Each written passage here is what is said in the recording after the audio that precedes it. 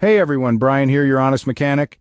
Today I want to talk about some common symptoms that can indicate you have a bad inner CV or constant velocity joint. The inner CV joint is a critical component that connects your vehicle's front-wheel drive shaft to the transmission, allowing power from the engine to reach the front wheels. Over time, the CV joint boots can rip or tear, the grease inside can leak out, and the joints themselves wear down, leading to some distinct symptoms. One of the first signs is typically a clicking or popping type of noise when you make sharp or tight turns at low speeds. This distinct clicking gets louder over time as the joint wears down more. The sharper and slower the turn, the more pronounced this clicking noise usually is. At highway speeds, you usually won't hear this noise when turning the wheel. Instead, it happens during tighter turns when changing direction at intersections or pulling U-turns.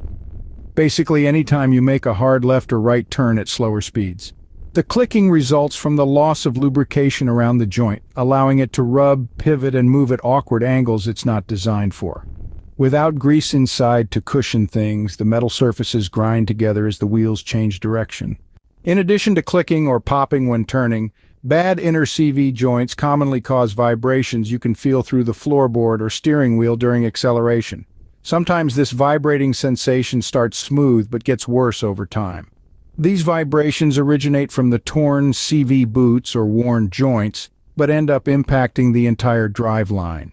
So they tend to vibrate the whole front end and component pieces bolted to it when engine power transfers through on acceleration. Now, if the rubber boots on the CV joints have any tears or cracks in them, you'll quickly notice grayish grease splattered on the inside part of your wheels. The boots keep grease packed around the inner and outer CV joints, so if they rip open from age or wear and tear, the grease can leak out and get flung outward onto your rims by centrifugal force. If you check under the front end and see lots of dried, dirty grease around the inner boots, it means they've been torn or leaking for a while. Catching damaged CV boots early and replacing them can save the joints from failing prematurely. Another clear sign is too much movement in your front drive shaft when checking it by hand. Grab the drive shaft firmly and try moving it up and down. There shouldn't be more than 1/8 inch of play. Too much vertical movement up and down indicates worn-out CV joint connections.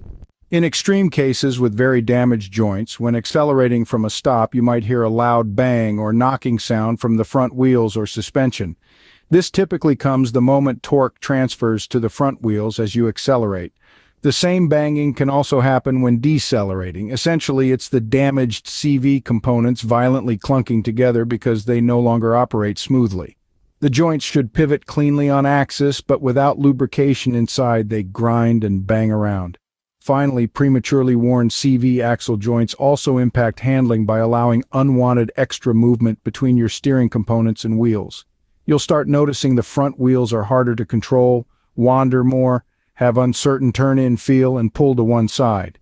If you experience several of these symptoms combined, especially the clicking when turning and acceleration vibrations, it's a clear indication one or both of the inner CV joints are failing. The sooner you can replace damaged axle shaft boots or worn CV joints, the better for preventing further wear on the other driveline components down the line. Ignoring the issue risks more damage to hubs, bearings, differentials, and synchronization in the 4x4 system if equipped. Alright guys, that wraps up symptoms of worn inner CV joints. Keep an eye out for leaks, clicking, vibrations, and other unusual sounds from the front wheels. Let me know if you have any other questions.